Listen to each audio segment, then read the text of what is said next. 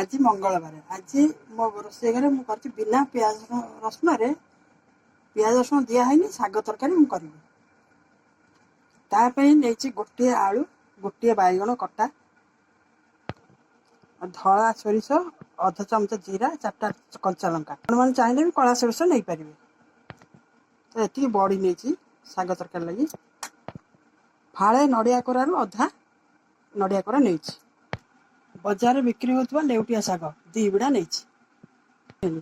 प्रथम आम जीरा और सोरिष कंचा लंका को ग्राइंडर द्वारा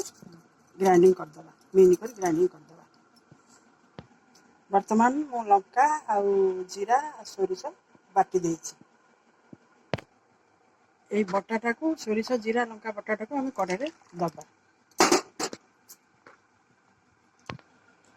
तादरे आम अध चमच हल्दी गुंड दबा स्वाद अनुसार परिवा को देखिए लुण देदेबा शाग तरकारी ना अल्प लुण खाइब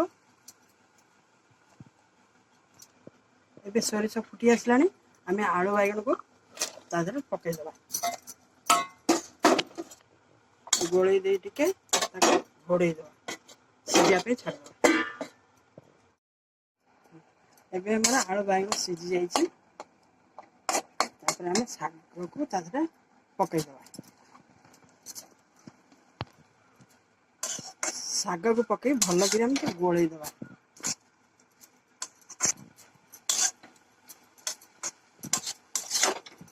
शाग को हम भले गोलईदे आउ टे आम घोड़ेदे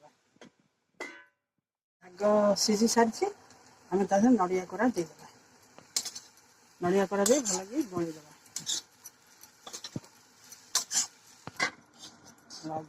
अजाड़ दे थाली की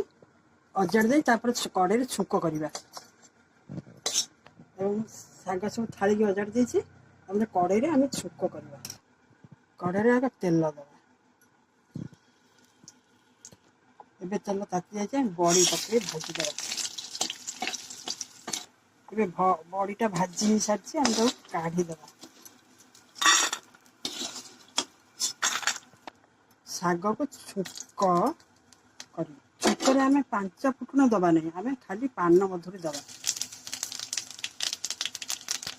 पान मधुरीटा फुटीगला आम शाग देदेबा गोलईदे बड़ा भजा बड़ी को आम टे कुटीदे गुंड करदे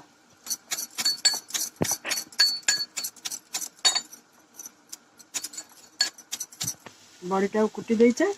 बर्तमान शागर बड़ी की पकईदे